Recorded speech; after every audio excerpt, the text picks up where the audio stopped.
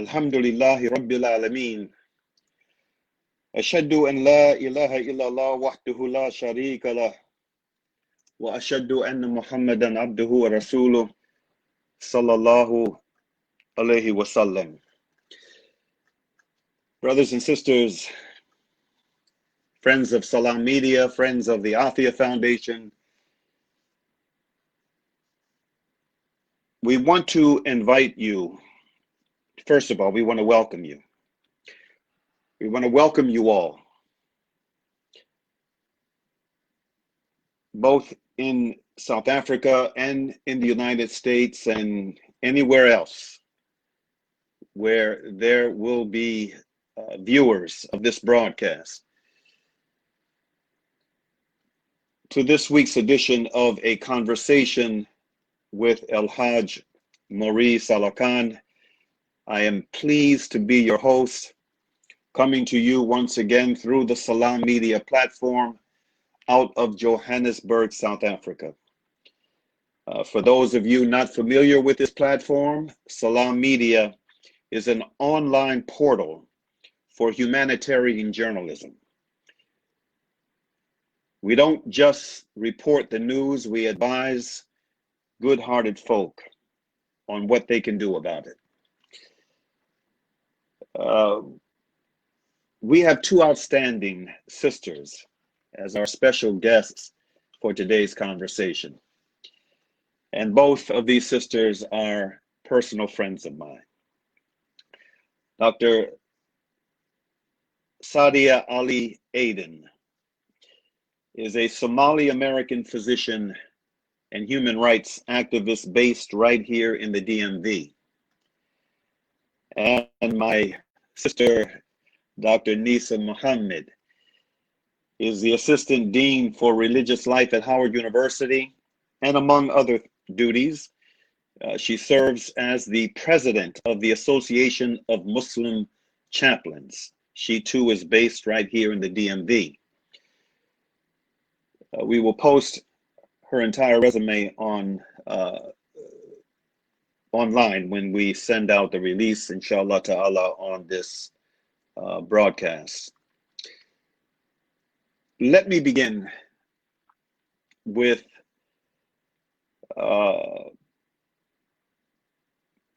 by laying the foundation for today's conversation, and we can bring our sisters on now with this question that I want to pose to both of them. Right now, we have a number of things going on nationally within this country. You know, our conversation for today, our focus for today's conversation is on the the political climate that this country is in, the national elections and everything connected to it. We have this tumultuous upcoming election that's going to be taking place just a few weeks from now. We have a global pandemic at which the United States of America is the epicenter. We have reached, if I'm not mistaken, we have reached the 200,000 mark in terms of deaths. We have national, social, and political unrest going on from coast to coast, north, south, east, and west. We have environmental disasters. And now, if that weren't enough, we have a vacancy left on the U.S. Supreme Court, and a struggle has already begun. A very intense political struggle to determine not only who will be the person to replace this now deceased Supreme Court Justice Ruth Bader Ginsburg, but when this replacement will take place. So we've got a number of tumultuous issues, and I want to begin today's conversation by asking both of my sisters, of all of these issues that are exploding on the that have exploded on the national front, these issues that have international implications as well. Which of these issues, if you had to single out one, which is the issue that resonates with you the most, that you consider to be the most important out of these few that we've just highlighted? Let's begin with our sister Nisa, Dr. Nisa Muhammad. Assalamu alaikum. And let me start off by saying, Bismillahirrahmanirrahim. Thank you for having me as a guest on your show. I really appreciate the consideration. I think that for me, looking at all of what you've talked about, I think the global pandemic is at the top of my list, because after the election is over, people are still going to be suffering around the world from this global pandemic. And I think that really has to be a major issue that we look at, and what is happening with how the U.S. is handling it, what's happening with how the world is handling it. And as you said, the U.S. is the epicenter. And yes, it's reaching approximately 200,000 deaths, and we're not about to reach the flu season. And so that's a collision course right there. And so for me, this global pandemic is what is at the top of my list, because it is disproportionately affecting people of color, especially Black people, Latinos. So for me, it's the global pandemic. Mm-hmm. Dr. Sadia. Oh, you're muted. Unmute yourself. Assalamu alaikum, everyone. Wa alaikum salam. Yeah. Thank you, Brother Mori, for having us. This is a wonderful platform. I've been following you, but today I guess you have decided to make me one of those people are watching. So I hope we live up to your greatness, and may Allah protect you. Ameen. Ameen. Thank you. I do agree with my sister Nisa. Did I pronounce your name right? I hope. Yes. Yeah. I do agree with her. The COVID-19 pandemic is really one of the core issues that really creates anxiety in almost everyone in this country and around the world, of course. But here in the United States, as you talked about earlier, the death toll as right now has topped 200,000. I think has even surpassed today. I haven't looked at the numbers today, but that is a serious issue. And President Trump's lack of courage to acknowledge the seriousness of COVID pandemic is what has caused not only my opinion, but widespread experts on the number of deaths that we have seen up to today. He has denied the existence of the virus. When he realized it was here in the country, he has downplayed it, and that has become very clear in the last audios that we have learned from the upcoming book of Woodward. And what is really very what is worrisome, and my sister has mentioned, is the disparity. We have always known that there was a disparity, especially for the people of color, but now we have learned, and that has become reality, especially what happened in New York City, which was the epicenter of this pandemic. The majority of the people who have died were people of color, African Americans, Latinos, and that should be something that is a concern for everyone, because this will continue unless it's addressed. And still, it seems that the president is in denial, and he continues to be that. The second issue that really also is almost parallel for me is an issue that has continued always, which is the institutionalized racism. And this has been brought to the surface by, thank God, Black Lives Matter and their hard work, but unfortunately by the continuous deaths of the Black men. Women have died also as well, but majority of the people who have been killed by the police illegally have been Black men. young and old. And that also is a problem, being a mother of a black young man. That's a serious concern for me. So those two have resonated with me. Mm-hmm. So the pandemic for both of you is number one. We are right in the midst of a very tumultuous election season. And, you know, with each passing day, you know, the tumultuous nature of this season, it seems to be getting deeper and deeper, especially given, you know, some of the deliberate but irresponsible rhetoric that the present occupant of the Oval Office has been engaged in since the beginning of his presidency. I mean, and it's just become more intense. Where do you think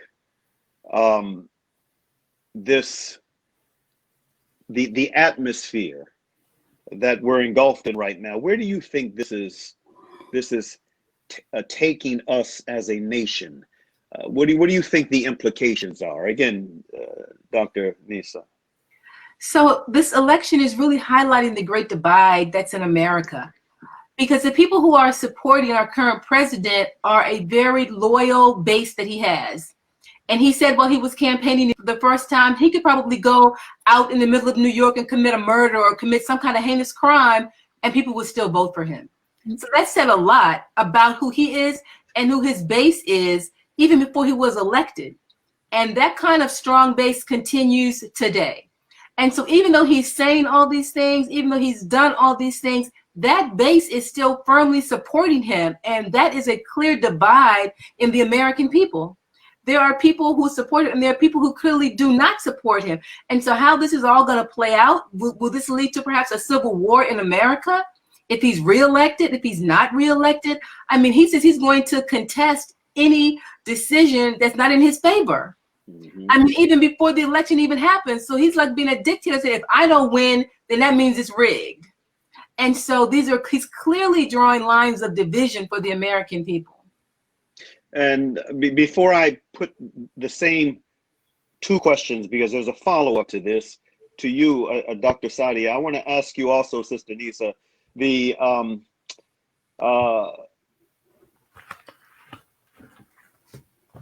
given what you just correctly stated, I mean, I agree with you 100%. What do you say to those folk out there, and especially Muslims and African Americans, who would make the argument there's no difference between either one of them, and so at the end of the day, it really doesn't matter who we vote for, and so I'm going to abstain. I'm not going to engage in the process of voting for either one of them. If I vote for Biden or Trump, I'm voting for evil, and so I'm not going to participate at all. What is the argument you would make to those who make that argument? So for people who say that, I would say to them that you have a right to express that, you have a right to feel that way, but on the other hand, we are about lessening the evil. As Muslims, we should be about lessening the evil that people have to experience and the oppression that's in the land. And so if that's our charge as Muslims, we have a right to confront and a right to fight against oppression in the land. Your vote can make a difference. And if you don't think that your vote makes a difference, then let's try to give you a greater understanding of what's going on in the American political landscape to be able to see that. But if we look at the popular vote versus the electoral college, I think that's the confusion people may have sometimes, that, okay, can he win? What's going to happen? But the thing is, people's votes can make a difference. People's votes can absolutely make a difference. And the thing is, they want you to believe that your vote will not make a difference. That's the real issue. And if you believe your vote won't make a difference, it won't. It won't make a difference in the wrong way or the right way, depending upon how you're thinking. But I would just say for everyone, we have the right to vote. And as Muslims, we have a right to fight against oppression in the land where we are. And if you don't see the oppression that people are suffering today, for example, in terms of healthcare, people with pre-existing conditions, the current president wants to do away with that, even though he says he doesn't. You know, just something as simple as that. Healthcare, you know, environmental protection. I mean, there's some key issues that this president is using to, in fact, continue the oppression of people. And so we just have to be knowledgeable of what's going on in the world to be able to use our vote wisely. Dr. Sadia. Yes, I do. I do agree with my sister. Of course, the president has indicated that, and unfortunately, I believe he was right. If he has shot someone, he would be able to get away with it. Thank God he hasn't done that in his own, but of course, indirectly, I believe he has done that. And it seems like those who have done it are getting away with it. So it's very unfortunate that we Muslims are debating on the issue, you know, we should not vote for anyone because they're the same. It's true in so many different ways. I always say the Democrats and Republicans are the same as far as we're concerned. A lot of horrible things have been happening before under both administrations, and as well as also not only domestically, also internationally. But you know, we have to take the lesser of two evils.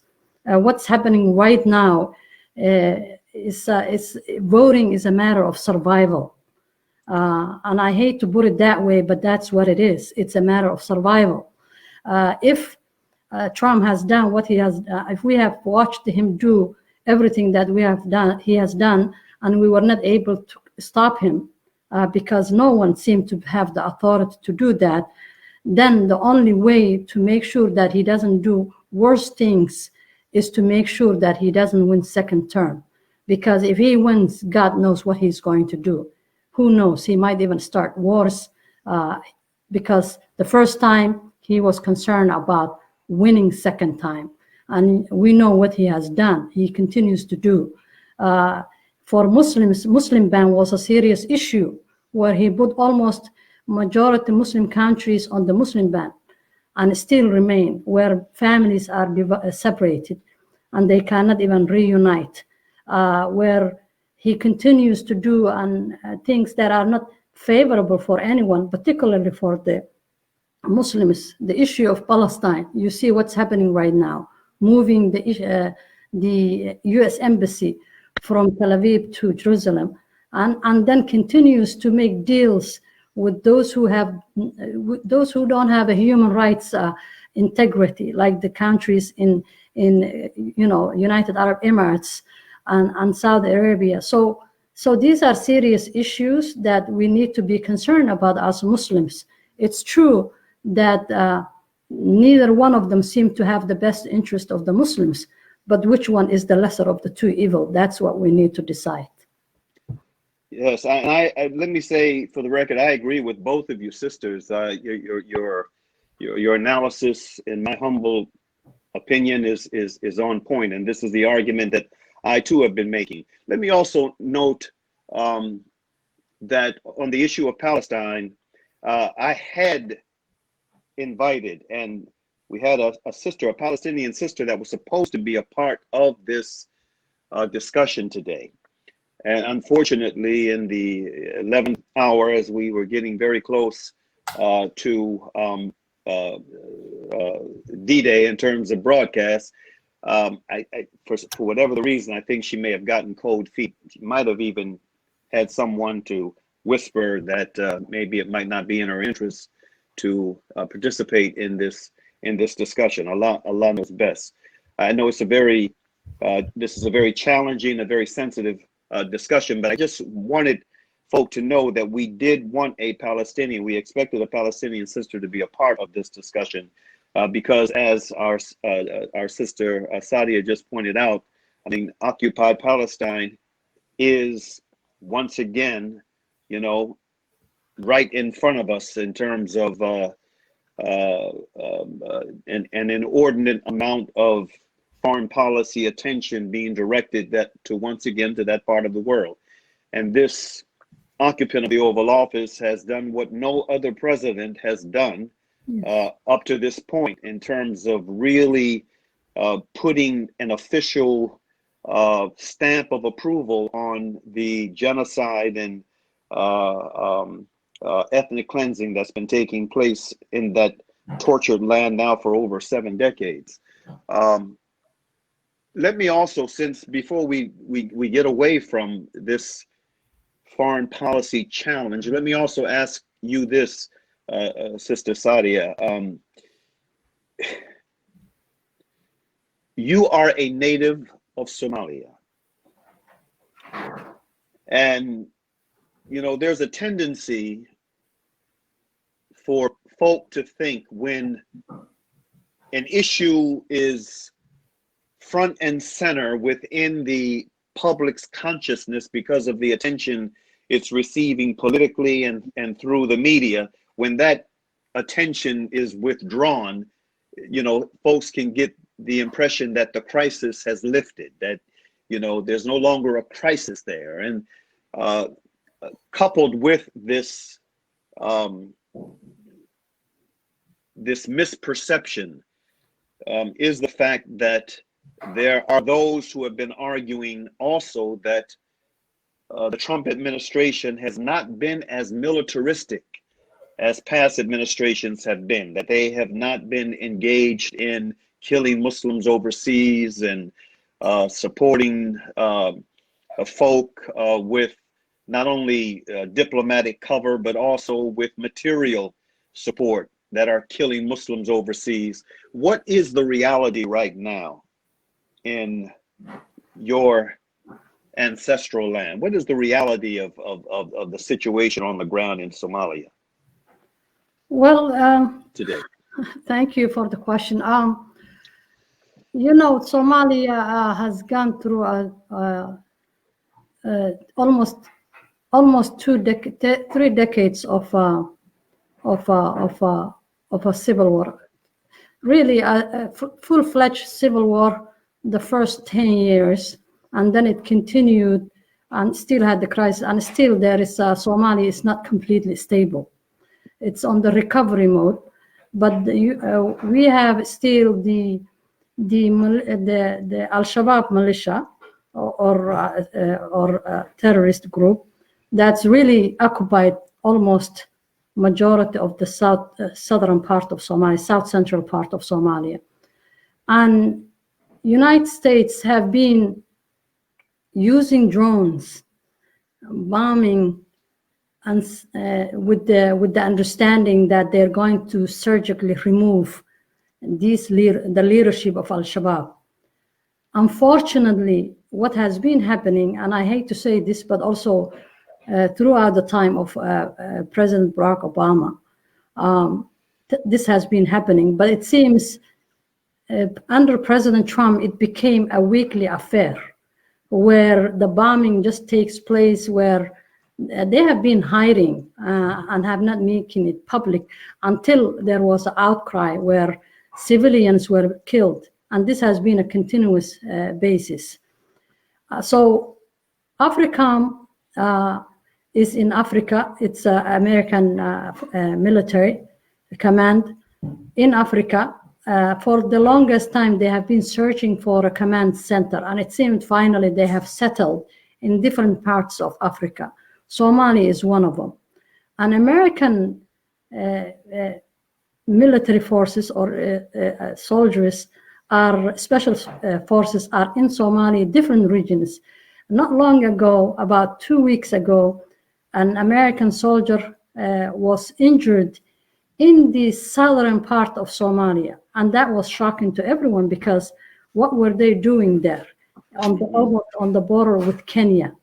So yes, Trump says that he's making sure that America doesn't engage in wars, but what he is doing is he's only avoiding even though there are some boots on the ground, he's hiding it. And not only is he hiding it, but he's coupling that with the hiding of the increased number of attacks by the drones.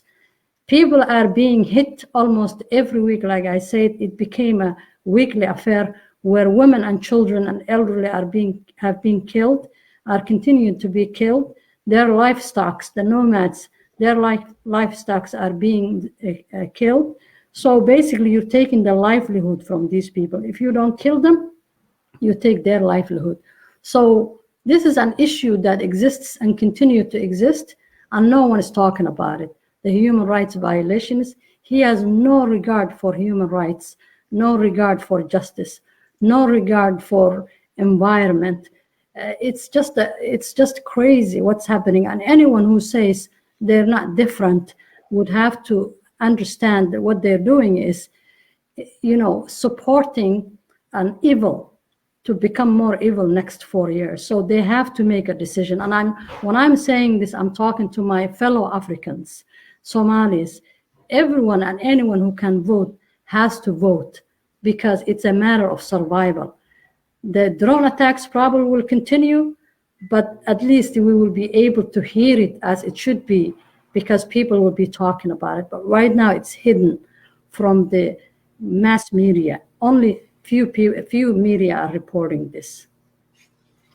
So I want my brothers and sisters, especially my brothers, who have been making this argument through social media that the Trump administration has not been as militaristic as the Obama administration and other past administrations. I hope that you heard what the sister just shared with us loud and clear. The militarism is ongoing. It has not abated. And it's not just in Somalia. It's in Yemen. It's in Southeast Asia. It's in occupied Palestine, Iraq, Afghanistan. I mean, it has not stopped. It has not abated. We're just not hearing about it. There's so much noise in so many other areas of our public, domestic, and foreign policy life that we're just not hearing about it. So we need to stop. Those who have been blindly making that argument, you need to stop making that argument, because there is no merit to it at all. With that, I want to add to that. Yes, go ahead, sister. I think part of that is because we don't control the media. And No, we need more systems of media that we control to get that message out. Because the people who are saying, the Trump administration is not as militaristic, what media are you watching? What media are you getting this information from? Because you're definitely not getting it from the Somalis. So the thing is, we have to have more media that we control so we can begin to tell our own stories. And that way we can begin to influence people in their thinking, because their minds are being filled with media that's not telling the whole story. And there's so many other stories, I'm sure, that are in Africa that are not being told because we do not control the media. And we need more media, more programs such as this one, where we can get the information across and more people can watch it so that they can hear for themselves the facts of what's going on, as opposed to it being filtered and deciphered through another media that we do not control. And my sister Nisa, before we get away from foreign policy again, what is your perspective on the major developments, destabilizing developments that have been taking place on the occupied Palestine front? What this president has done that is really unprecedented in terms of how far he has gone in giving official cover and material support to this apartheid Zionist state called Israel, while at the same time, the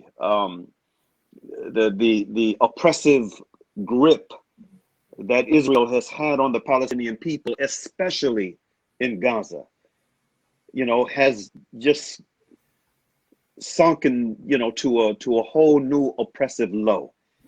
What are your thoughts on, where we are right now in terms of our foreign policy there, and what the implications are for us going forward as a nation? So it's especially if he is given another 4 years. Right, especially that. So it's really sad that the beautiful word peace can be used to cover the injustices of what's going on in that area. The so-called peace treaty, the so-called peace agreement, you know, if people can separate peace from injustice, then they're doing themselves a grave injustice. There's no peace where there is injustice. There's just absolutely no peace.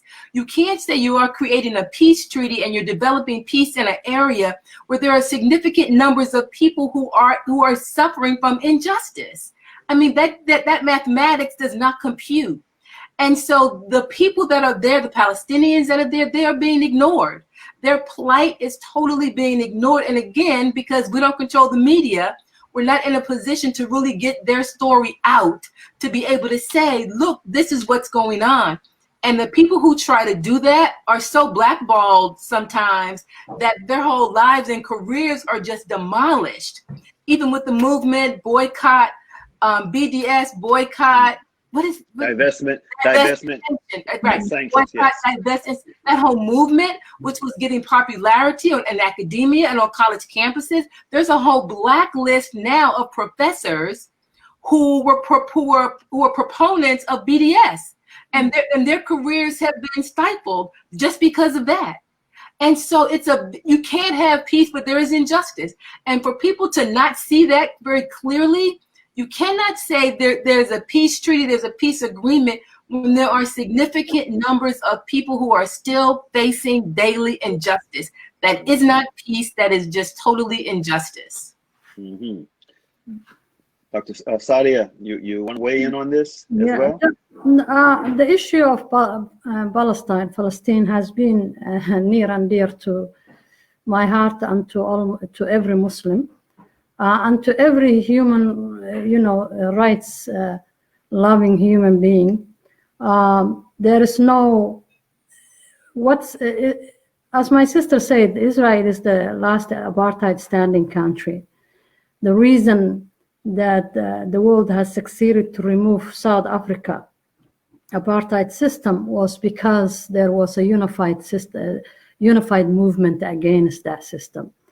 If I take an example as Africa as an example, Africa was united against the stand against the apartheid system in South Africa. Somalia, which is unfortunately is not mentioned a lot and talked about, was one of the leading countries in Africa that has become beacon of hope for the people of South Africa who were fighting the apartheid. I remember there were, from the history we studied, there were training people who were fighting the apartheid.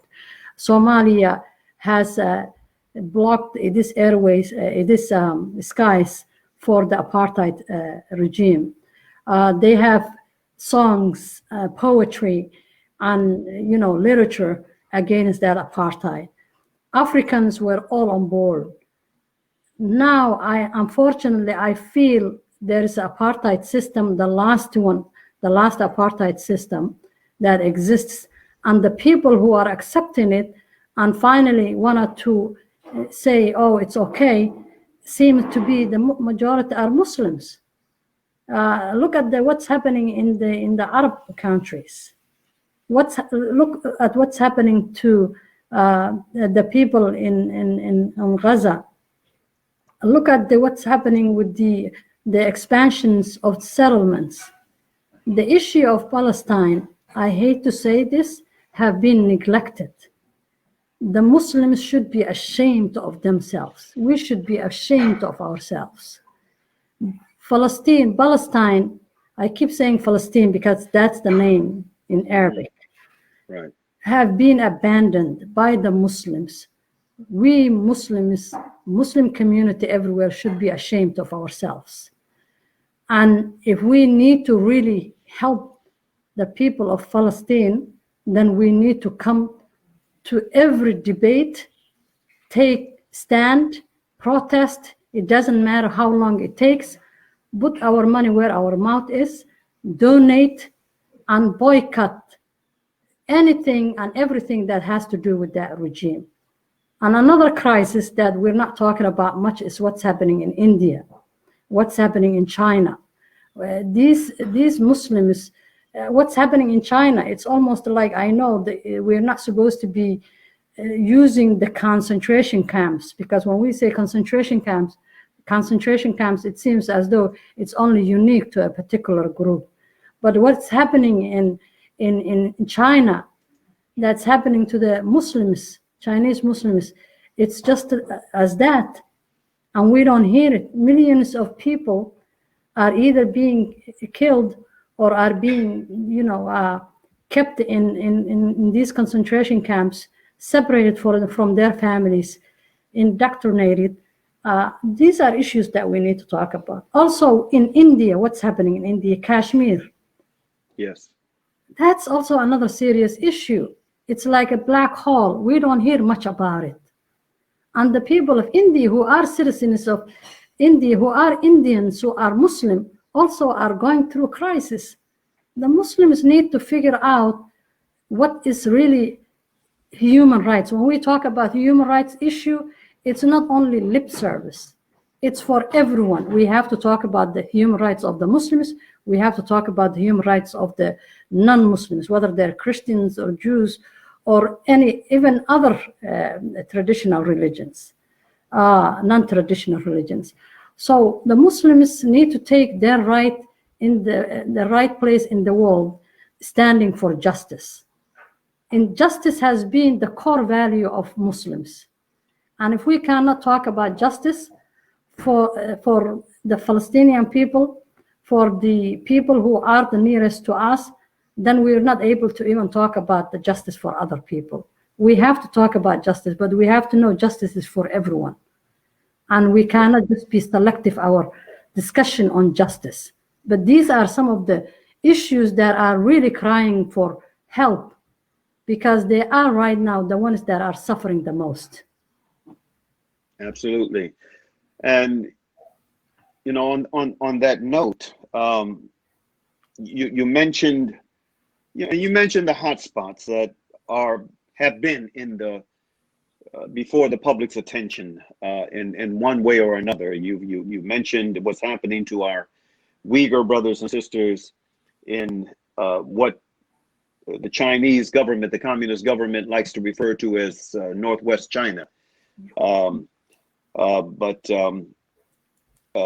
Uyghur Sea as Turkmenistan. We talk about that, and the attention that it is not receiving within as much attention within the Muslim realm as it should, definitely. So we have that issue, and to the extent that it receives attention in the political sphere beyond the Muslim community, it's for political reasons. It's because of the tensions that exist right now between Uncle Sam and the People's Republic of China. But we're not giving it as much attention as a Muslim community that is well resourced in America as we should. You are absolutely correct. The same thing with what's happening with our brothers and sisters in India and in Kashmir.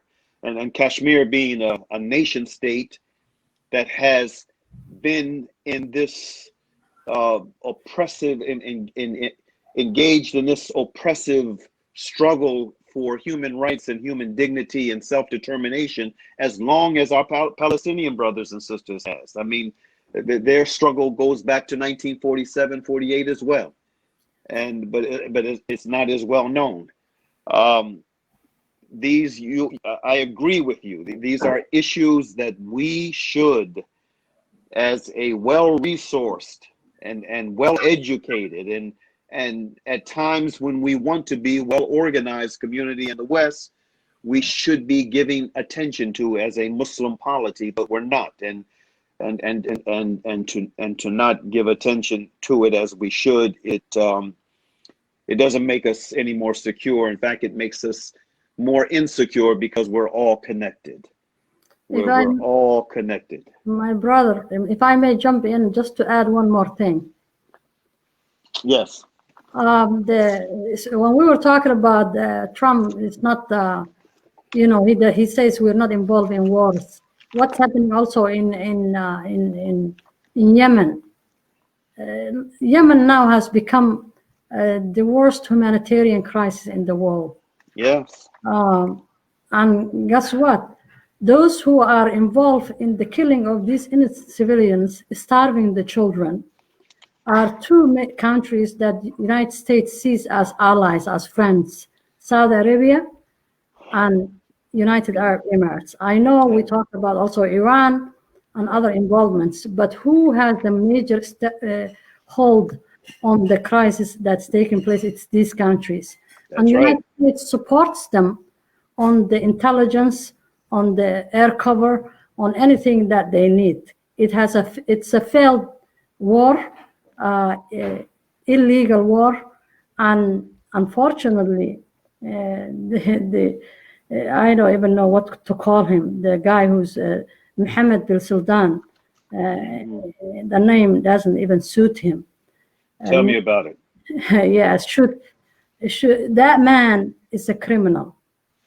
He should be brought to the International Criminal Court. That's my stance, especially what he has done to Khashoggi. It's very unfortunate. Today, even the film of that innocent civilians journalist who was killed, that film is being pulled from Netflix. I don't know if you heard, because Saudi Arabia has decided to give Netflix access to Saudi Arabia. So Saudi Arabia people have the right to view everything and anything on Netflix. Therefore, in order to have that right, Netflix will drop the movie that's supposed to be released about the killing. I shouldn't say killing, the slaughter of that journalist. Wow. And see, that kind of deference is why America is doing what it's doing, because they feel like, well, if the Muslims don't care about their own people, why should we care? I remember when I was in high school, there was a group of students, two students that were running for high school elections. They were running for the senior class president, and their theme was, you don't care, we don't either. And that's what they ran on. You don't care, we don't either. And so that's how it is for America. America is looking at the Muslim world, and they're like, you don't care about your own people? You don't care what's happening to the Muslims that you say you love, that is a part of your faith? You don't care? Guess what? We don't either.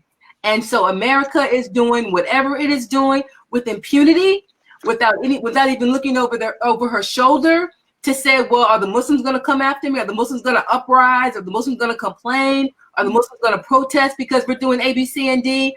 And they don't see any of this, and so they keep going, and it keeps getting worse and more atrocities and worse, because in their mind, like it was in these high school students I was with, you don't care, we don't either. And that's really the tragic of it. We have to care as Muslims. We have to begin to care, because that's our faith. If one of us is hurting, all of us should be hurting. But that's part of the problem. Some of us really don't care about other Muslims. No. Absolutely. You know, I want to, before we leave foreign policy, I want to share two quotes with you and our viewing audience that are very significant as it pertains to this issue. The Nobel Peace Prize winner, Jody Williams, she said this a number of years back, quote, "The United States, especially in its foreign policy, which is what I worked on for years and years, is not a great nation. It's an interventionist state. It's extremely aggressive militarily. We mess with other people's politics in ways that I can't imagine Americans tolerating. Imagine if some country invaded America to bring their system of government the way we did in Iraq, for example. Can you imagine Americans sitting there and thinking that that's okay? And yet somehow we still in this country have a myth that people are thrilled when we invade them. That's insane, end quote. And then there is this quote from Arundhati Roy, and it really connects well into the observations that the two of you have just made concerning our responsibility as citizens, and especially those of us who are Muslim. Yep. Arundhati Roy said, quote, "The battle has to begin here in America. The only institution more powerful than the US government is American civil society. The rest of us are subjects of slave nations. We are by no means powerless, but you have the power of proximity. You have access to the imperial palace and the emperor's chambers.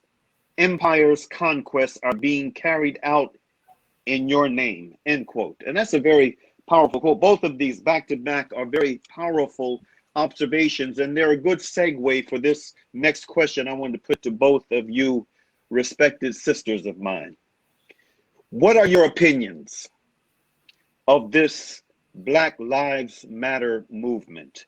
You know, the social unrest that's been taking place here in this country that is unprecedented. You know, certainly in my lifetime, I've never seen anything that compares to what we have been seeing, you know, for weeks now. Let's begin with you, Sister Nisa, Dr. Nisa Muhammad. You work with youth in your job as a chaplain on Howard University's campus. You're in close proximity with youth. What is your sense of this uprising that we're seeing all over the country, and especially from the unique perch that you have as an employee on Howard University's campus? Your thoughts? So, you know, in my opinion is that this was inevitable. There's only so much oppression a people can stand before they erupt and do something about it. And for centuries, you know, Black people have been under this kind of oppression. And for young people today who are being empowered, especially the students at Howard University's campus, they're being empowered to take charge of their lives and understand you don't have to take this, that you can do something for yourself and you can live a better life. And that is what they're in the streets trying to do. They're trying to make it known that Black lives do matter, because they see in so many arenas where Black life doesn't matter, where Black life, you know, they try to get a job somewhere and Black lives don't matter. They try to live somewhere, Black lives don't matter. COVID-19 strikes, Black lives don't matter. And so people are in the streets trying to let people know that in fact Black lives do matter. And so young people in the uprising. There are middle generation, there are senior citizens out there in the streets uprising because they remember when they couldn't get a drink at a water fountain when Black lives did not matter.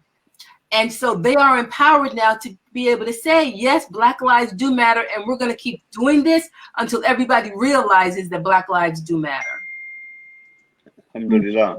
And before we go to our sister Sadia for her reflection on this question, let me also mention, Sister Nisa, that I've seen, first I saw, you know, an excerpt, a substantive excerpt from the speech that a very exceptional young man delivered on that campus, Chadwick Bowman, the late Chadwick Bowman, may Allah bless him. And then I saw the entire speech. I was just blown away, and it's a reflection of the width and depth of consciousness that, you know, on many levels, that is being produced among young people today, especially at these historically Black universities like Howard. You have anything else you want to? Yes, I just want to add to that. I was there, so I got to hear it live and in person, and it was even more empowering. And it's a testament to what we can do when we do something for ourselves. Mm-hmm. That if we know, if people are not going to treat us right, they're not going to teach us right. And so the best thing that we can do is do something for ourselves. And Chadwick Boseman is a perfect example. He learned a moral compass at Howard University. He learned a fortitude for excellence in education at Howard University. And so he's an excellent example of what Howard University produces. And so, I mean, it's a speech that will blow you away. And for your audience who has not heard it, please listen to the whole commencement exercise. The students, the faculty, everybody that was there, we were all jumping in our seats because it was so very, very amazing. Right after Black Panther, I mean, we were just thrilled. Yes, indeed. Yes, indeed. I was thrilled just being able to vicariously be there. Many months after the fact. I mean, I was just blown away. I listened to it again and again and again. I think I listened to that speech 3 times. And very touching. MashaAllah ta'ala. I mean, you had people in tears. I mean, it was just, it was empowering. It was emotional. It was just very good. Just very good. Dr. Sadia. So the movement, the Black Lives Matter, as mentioned earlier, it's I mean, of course, it was in existence, but with the death of George Floyd, it has, of course, it's like it blew up. It's like something, it's like, it was like the straw that broke the camel's back. Mm-hmm. Everything all of a sudden made sense why Black Lives Matter was established and why people were saying it and why the organization was there and why people were talking about it. It went not only domestically, but internationally. I mean, people around the world were saying Black Lives Matter. And that's something, it's a tragic, the unexpected consequences of that tragedy was, it gave a new platform to the Black Lives Matter movement. But for me, I'm excited. I'm very happy. And it's something that historically that will be in the books, of course, if it's documented right. But really what I want to talk about is, again, come back to the Muslim community and talk about this issue of Black Lives Matter. Black Lives Matter, it always did and it always will. By the way, I went to Howard. I want to tell my sister. My undergraduate, I went to Howard. So for me, that's where I studied, even though I was coming from Somalia, a nation in Africa that was so proud of the history of Africans. Still, when I came to Howard, I learned a lot about slavery and the details of the whole tragedy. But what really shocked me was the young people had a lot of also misinformation about the Africans. Yes. So the Africans have gave them away, and they were a gift that was given to the white man. And on our debates, when I was even still at that time struggling with the whole issue of being in America and everything, even though I was there for a while, and the language barrier and everything, I would still debate. And what we debated about was, no, Africa, loves African people. And whenever I saw a Black person, I remember in the last 2 years of high school when we came, I remember my sister and I, we used to chase that Black person. Because when we saw a Black person, it was like a dream come true. You would chase that person to talk to them, to engage them. But of course, we were foreign to them, and they ran away from us most of the time. And they were young. We were young. But when I looked back, what I also remembered was they didn't see us as their brothers and sisters.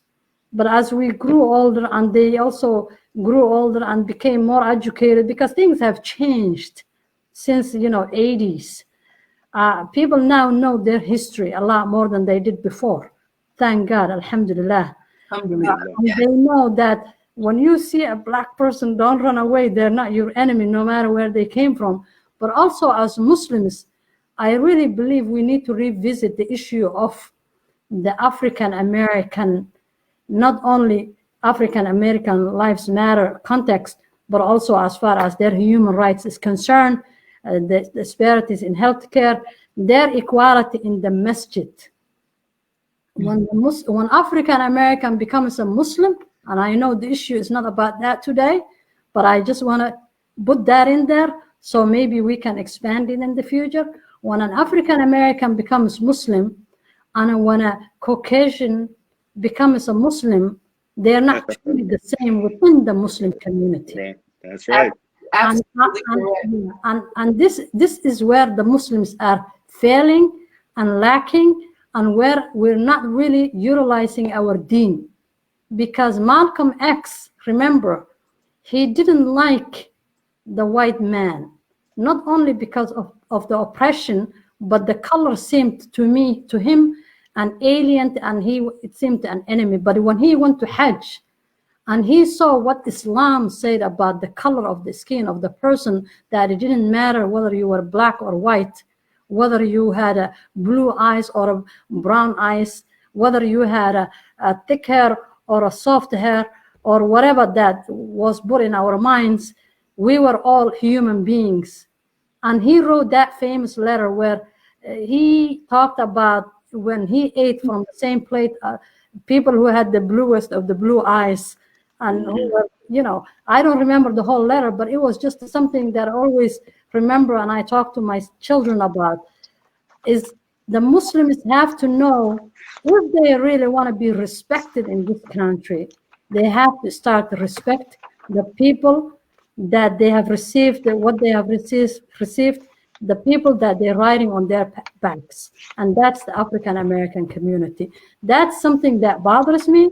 I'm glad I got this opportunity today, and I'm glad that I'm talking about it, and I hope it's okay. I know it was not part of the discussion, but the Muslims, until they start respecting the African Americans and they start giving them back what's that rightfully theirs, that they accept acknowledging that we would not have the rights that we have today if it wasn't for the struggle of the African Americans, we are not going to be truly a real Muslims, because a real Muslim is the one who loves for himself what he loved for his brother.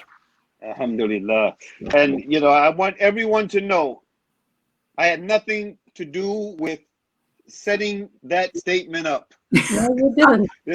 This comes from my sister, Dr. Sadia Ali Aden, without any prompting from me. A Somali kid, just radical. You could call me whatever you want. Now let me invite both of you. We're at the end of the program. It has gone much too soon. We're at the end of the program. I want to give both of you 1 minute to make any final statement, share any final thought that you would like to share with the audience before we bring this to a close. And I also want to alert my brother Sadiq, the engineer for the program, that I'm just going to take no more than 5 minutes after our sisters complete their 1 minute thoughts to share some closing thoughts on a very dear sister of ours that recently passed. She's both a daughter of South Africa and a daughter of Canada. So with that, Dr. Nisa Muhammad, let's begin with you. Your final 1 minute thought. So my final 1 minute thought is for your listening audience, and for everyone that is going to maybe receive the broadcast, is that for us as Muslims, be a Muslim. Look at the life of Prophet Muhammad ﷺ and see how he engaged with the world, because what we are doing is so far from his example. He fought for justice. He fought against oppression. He fought for the little people, so to speak. He fought to uplift women. He fought to uplift children, teenagers, older people, seniors, all of the people who were oppressed, the people who were locked out of what the world and society had to offer. That was his way. But we don't see that in the Muslim lives today. Muslims can walk past an injustice and just keep on going. And so my encouragement and my thoughts to the listening audience that are Muslims, be a Muslim. Really be a Muslim and follow the way of Prophet Muhammad ﷺ and his fight for justice.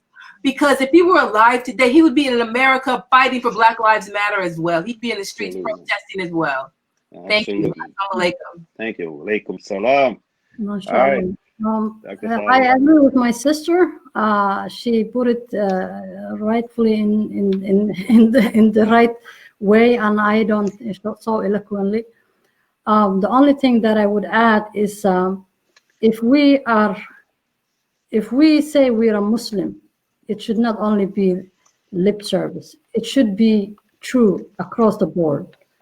And when we say justice, Surah Al-Nisa, there is a whole ayah talking about, justice is talked about throughout the Quran, but specifically in Surah Al-Nisa, where it talked about be just, even, and I will not put it right, I know, but I'm just saying it verbatim. Be just, even if it's against yourself. That's right. Against your family, against the poor and the rich, you don't distinguish. Be just. That's right. The Muslims, all we ask of you today and every day is to be just. If you're just, then nothing will go wrong.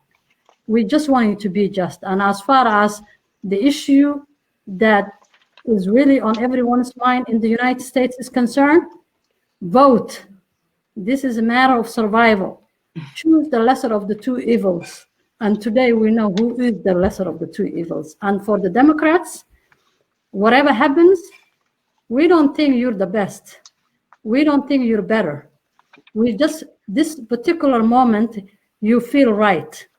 But we know also under the Democratic leadership, the crimes that have been committed under minorities, under Muslims, under people who are in vulnerable positions.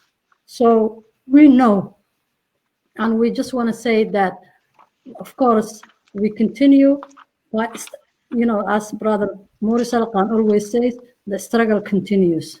So let's continue the struggle for justice. Alhamdulillah.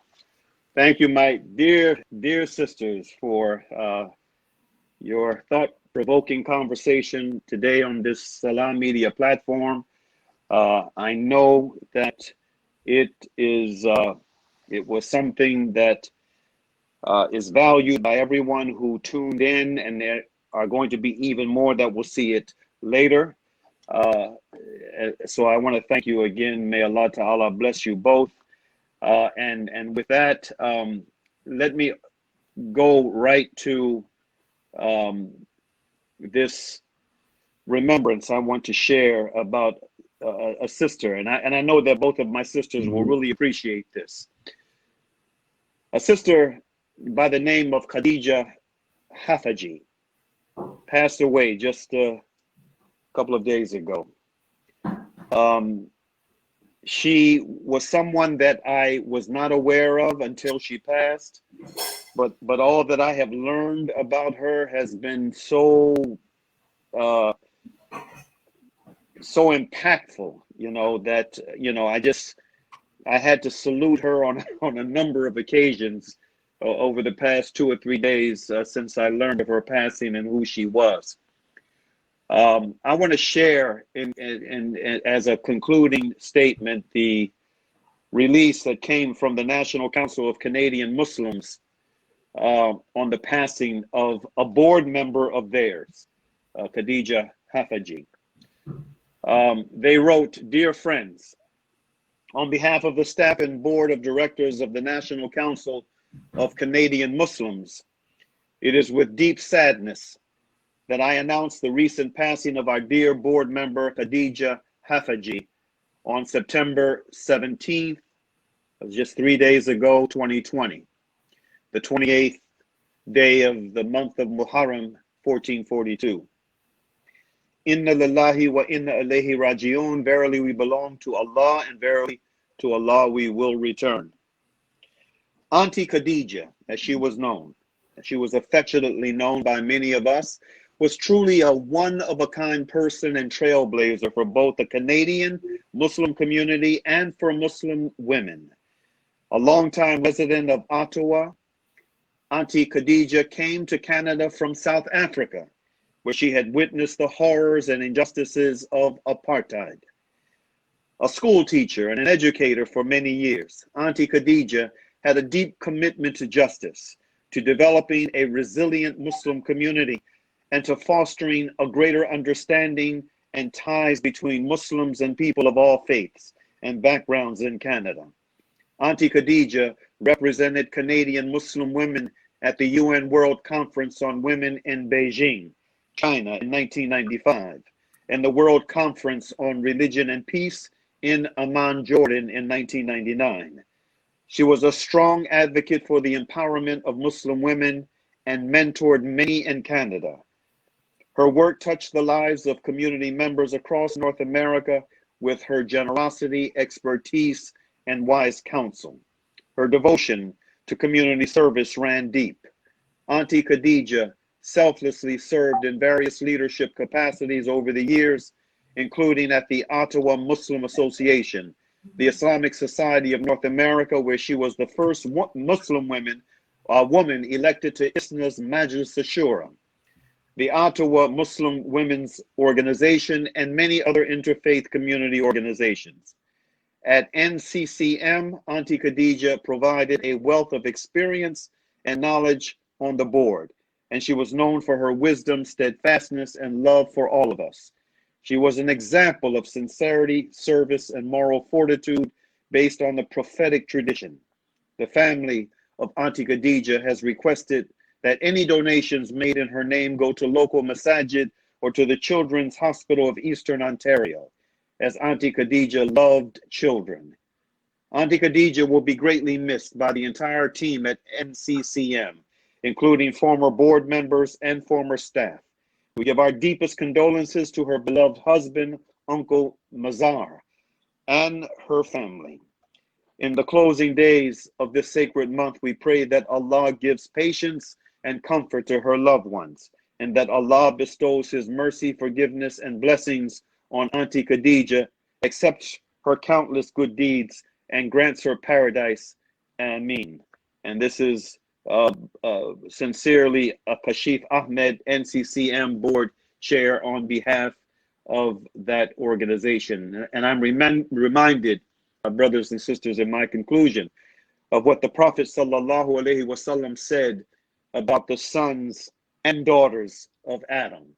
He said, when the son of Adam dies, nothing will be of greater benefit to him than three things: a continuous charity, some useful knowledge he has left behind, and a child who will pray for him.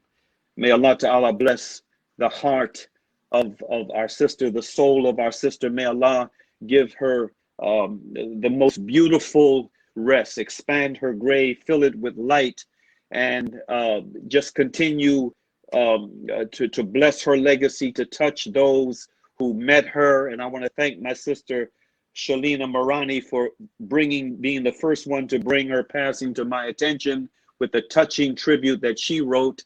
And may Allah Ta'ala just continue to magnify the deep well of tradition and legacy that she left behind.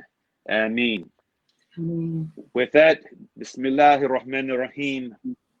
Wal Asr. Innal insana lafi khusr. Illa alladhina amanu wa amalu salihati wa tawasaw bil haqq wa tawasaw bis sabr. In the name of Allah, the Beneficent, the Merciful, by the token of time through the ages, verily humanity is in loss, except those who believe and do good, and exhort one another to truth, and exhort one another to patiently persevere. Thank you, dear guests, for being with us today. Thank you, those viewers that saw this live, and may Allah bless those also who will see it later. I'm sure you will enjoy it. Peace be unto you all. Assalamu alaikum wa rahmatullahi wa barakatuhu. Assalamu alaikum wa rahmatullah.